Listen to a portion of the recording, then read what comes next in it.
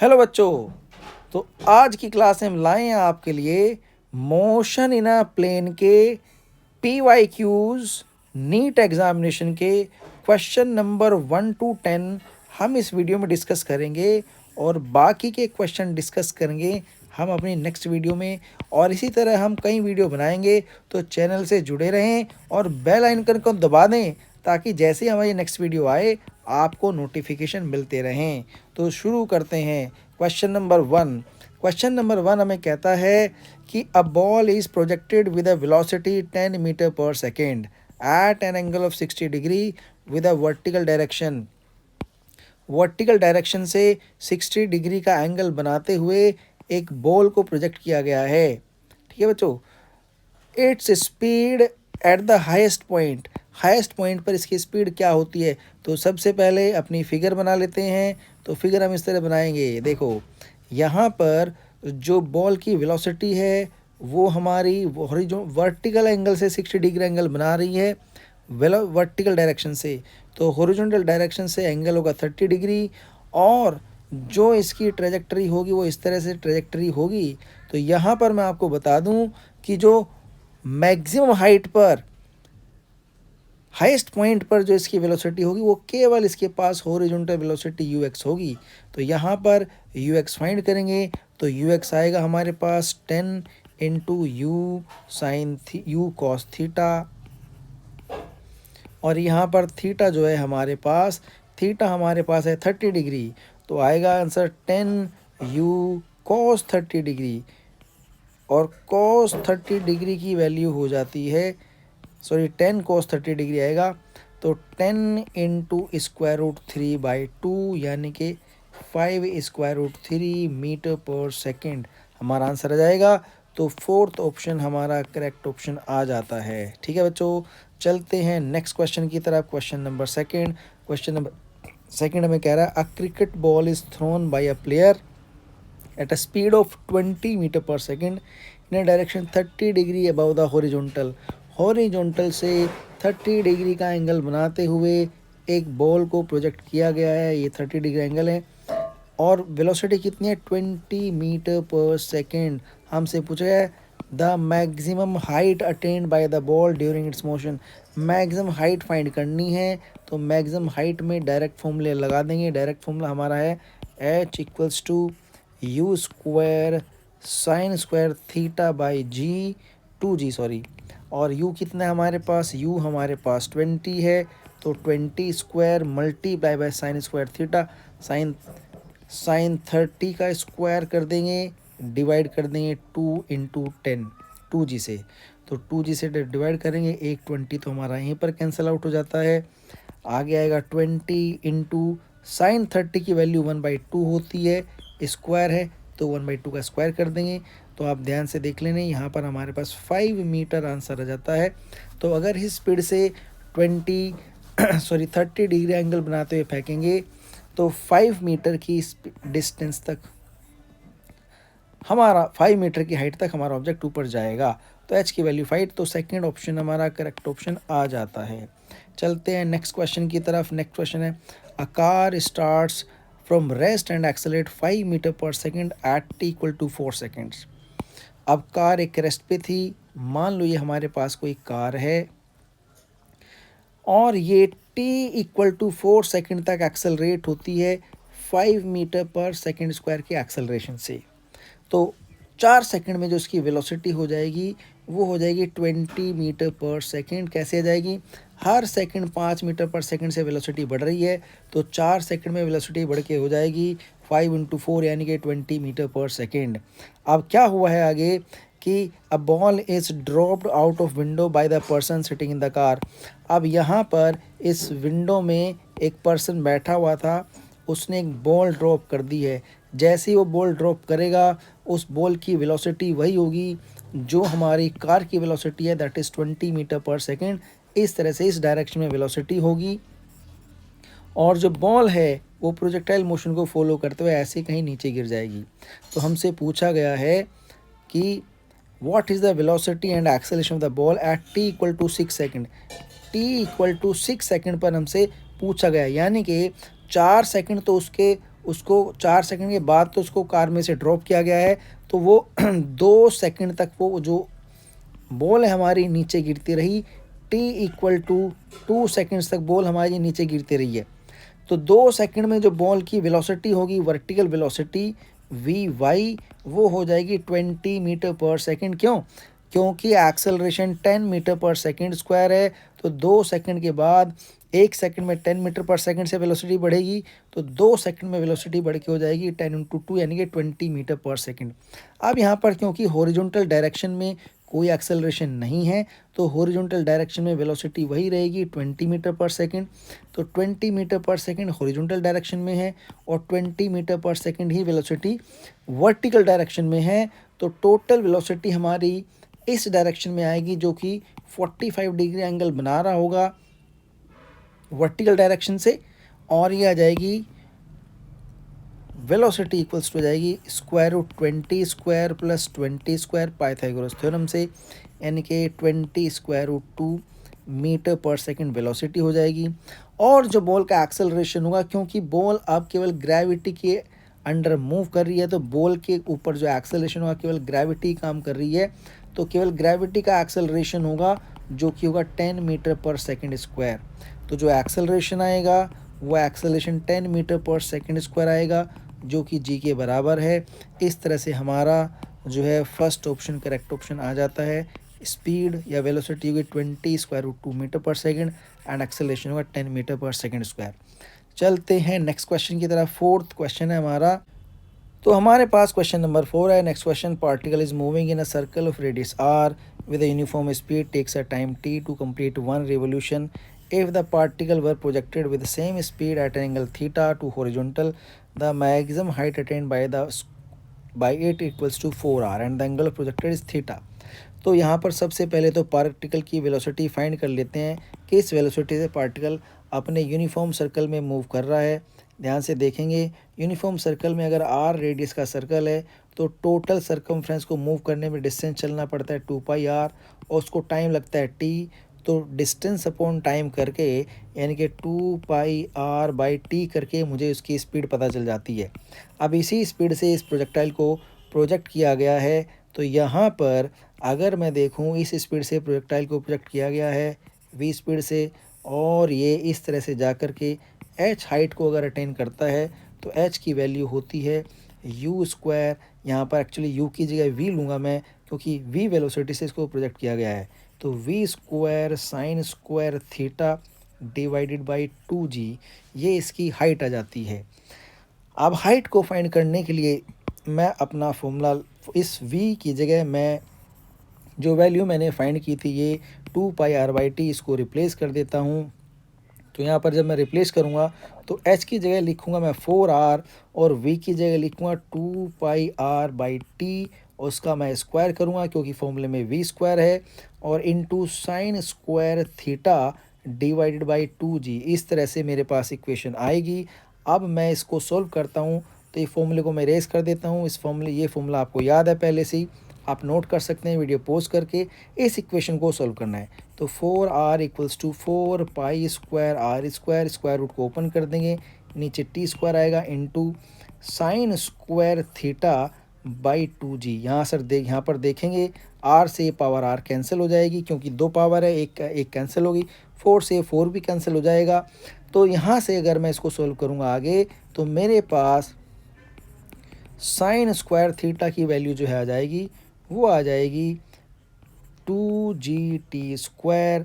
यहाँ पर ये 2gt² जाके डिनोमिनेटर में आ जाएगा और नीचे आएगा π²r, और यहीं से साइन थीटा की वैल्यू मेरे पास आ जाती है √2gt²/π²r, और इस तरह से थीटा की वैल्यू आ जाती है sine inverse bracket square root के अंदर आ जाएगा 2gt² डिवाइडेड बाई π²r। और अगर मैं ध्यान से देखूं तो फर्स्ट ऑप्शन है मेरा यही है, साइन इनवर्स 2gt²/π²r पावर 1/2 का मतलब है √r। तो फर्स्ट ऑप्शन मेरा करेक्ट ऑप्शन आ जाता है।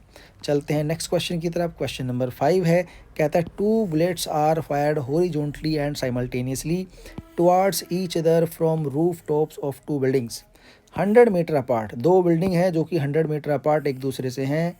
इस तरह से दो बिल्डिंग हम बना लेते हैं, ये दोनों से 100 मीटर अपार्ट हैं। दोनों की हाइट 200 मीटर है, 200 मीटर दोनों की हाइट है और दोनों के बीच में जो डिस्टेंस है वो 100 मीटर का है। रूफ टॉप से एक बुलेट फेंकी गई, टू बिल्डिंग्स अब height of 200 metre with the same velocity 25 metre पर second when and where the two bullets will collide. तो दोनों की हाइट, दोनों की बिल्डिंग से 25 मीटर पर सेकंड से बुलेट को फायर किया गया है।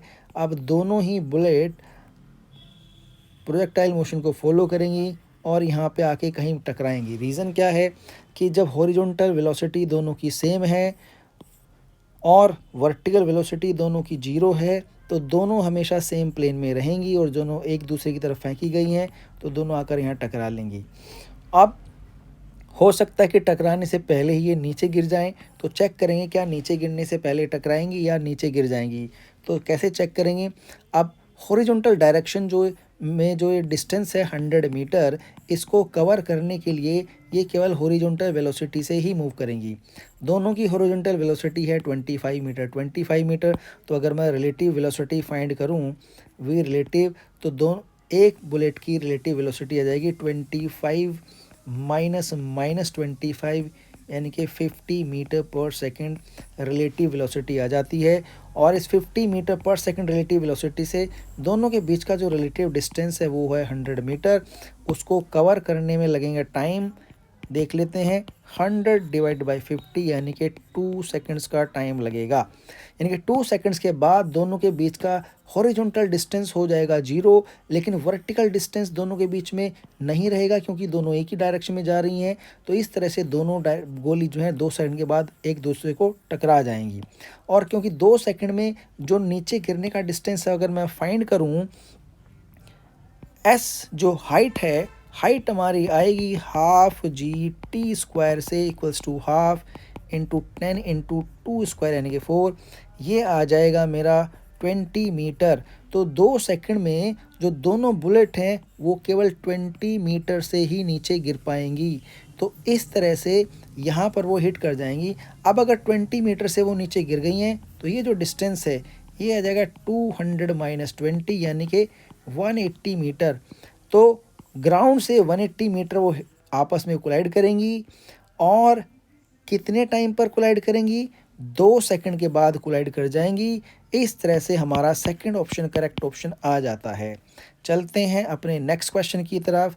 Question number 6, when an object is shot from the bottom of a long smooth inclined plane kept an angle 60 degree with horizontal, it can travel a distance x1 along the plane, but when the inclination is decreased by 30 degree and the same object is shot with the same velocity, it can travel x2 distance, then x1 and x2 will be, x1 और x2 का ratio पूछा गया है। Question को थोड़ा figure बना लेते हैं।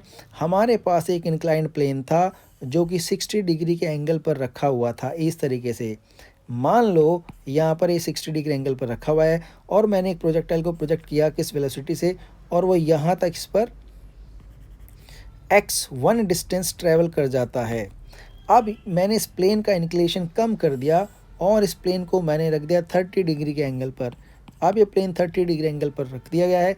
अब सेम वेलोसिटी से अगर मैं प्रोजेक्ट करूँगा तो ये प्लेन थोड़ा सा ऊपर जाएगा और मान लो x2 डिस्टेंस कवर कर लेगा। अब ध्यान देने वाली बात ये है कि भाई ये दोनों ही डिस्टेंस सेम हाइट पर होंगे।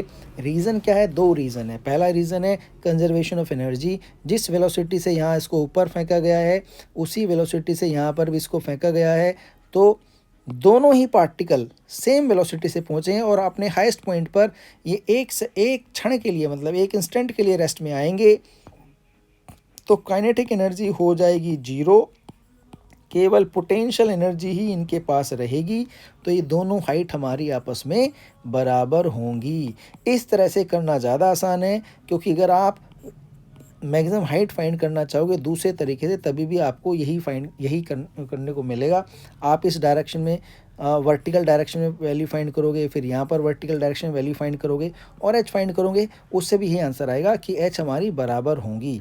तो फर्स्ट केस में अगर मैं एच फाइंड करता हूँ, मान लो ये हमारे पास एच है, ये हमारे पास एच है, तो ध्यान से देखना एच अपॉन x1 मेरे पास आ जाता है साइन 60, और इसी तरह h1 अपॉन x2 मेरे पास आ जाता है साइन 30।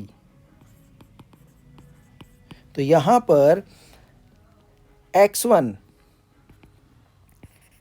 की वैल्यू आ जाती है h अपॉन साइन 60 और x2 की वैल्यू आ जाती है h अपॉन साइन 30। अब मुझे x1 अपॉन x2 का रेशियो फाइंड करना है, तो h तो कैंसिल हो जाएगा, तो मेरे पास आ जाएगा साइन 30। करके दिखा देता हूँ, कुछ बच्चों को दिक्कत हो जाती है। तो h upon sine 60 divide by h upon sine 30, तो h से h कैंसिल आउट हो जाएगा, तो साइन 30 डिवाइड बाई साइन 60 आ जाता है। आगे करता है, साइन 30 की वैल्यू आती है 1/2, साइन 60 की वैल्यू 1/√3/2, 2 से 2 कैंसिल हो जाता है, तो आ जाता है 1/√3 मेरा आंसर आ जाता है। और इस तरह से मेरा थर्ड ऑप्शन करेक्ट ऑप्शन आ जाता है। चलते हैं अपने नेक्स्ट क्वेश्चन की तरफ। क्वेश्चन नंबर 7 है, the speed of a swimmer in still water is 20 meter per second. The speed of river water is 10 meter per second and is flowing due east. If he is standing in the south bank and wishes to cross the river along the shortest path, the angle at which he should make his strokes with respect to north is given by. Question बड़ा अच्छा है, ध्यान से देखेंगे। मान लो ये हमारे पास कोई रिवर है और रिवर में पानी बह रहा है। सबसे पहले अपना यहाँ पर डायरेक्शन बना देते हैं। ये नॉर्थ का डायरेक्शन है, ये ईस्ट का डायरेक्शन है, ये वेस्ट और ये साउथ। तो यहाँ साउथ पर हमारा बंदा खड़ा है और जो शॉर्टेस्ट पाथ है रिवर का क्रॉस करने का वो ये होगा जो बिल्कुल परपेंडिकुलर डायरेक्शन में होगा। रिवर की स्पीड इधर है 10 मीटर पर सेकेंड, पानी की स्पीड। अब जो हमारा स्विमर है वो किसी भी डायरेक्शन में फ़्लो कर सकता है, इस डायरेक्शन में, इसमें, किस में, लेकिन उसको उस डायरेक्शन में फ़्लो करना है कि रिजल्टेंट स्पीड इस डायरेक्शन में आए जो कि अलोंग द शॉर्टेस्ट पाथ हो। तो उसके लिए हमें क्या करना पड़ेगा, हमारा स्विमर इस तरफ को स्ट्रोक करेगा ताकि उसमें 10 मीटर पर सेकेंड वेक्टर ऐड होके रिजल्टेंट वेक्टर आपका वर्टिकल यानी कि नॉर्थ की तरफ आ जाए। तो इस तरह से यहाँ पर मान लो ये इधर इस डायरेक्शन में हमारा स्विमर स्ट्रोक करता है, तो यहाँ से ये इसमें ऐड होगी रिवर की वेलोसिटी और जो रिजल्टेंट वेलोसिटी है वो हमारा शॉर्टेस्ट पाथ के अलोंग इस डायरेक्शन में आ जाएगी। अब यहाँ पर ये वैल्यू हमें 10 गिवन है, ये वैल्यू हमें 20 गिवन है। ये एंगल थीटा हमसे पूछा है कि नॉर्थ डायरेक्शन से कितना एंगल होगा। तो अब देखो साइन थीटा की वैल्यू अगर मैं फाइंड करना चाहूँ, यहाँ से साइन थीटा मेरा आ जाता है 10/20 यानी कि 1/2। तो थीटा की वैल्यू आ जाती है साइन इनवर्स 1/2 जो कि आ जाती है 30 डिग्री। अब ये जो थीटा है 30 डिग्री होगा और किस डायरेक्शन में होगा, नॉर्थ से वेस्ट की तरफ होगा। तो 30 डिग्री वेस्ट मेरा आंसर आ जाता है। इस तरह से मेरा आंसर 30 डिग्री वेस्ट यानी कि फर्स्ट आंसर आ जाता है। मेरे ख्याल से क्वेश्चन समझ आ गया होगा। चलते हैं नेक्स्ट क्वेश्चन की तरफ। Two particles A and B are moving in uniform circular motion in concentric circles of radii RA and RB, VA and VB respectively. इनकी स्पीड है, their time period of rotation is same, time period same है rotation का। The ratio of angular speed A to B, देखो अगर time period same है तो angular speed भी same होगी। कारण है बता देते हैं। मान लो ये हमारे पास दो कंसेंट्रिक सर्कल है, एक सर्कल ये हो गया, दूसरा कंसेंट्रिक सर्कल ये हो गया।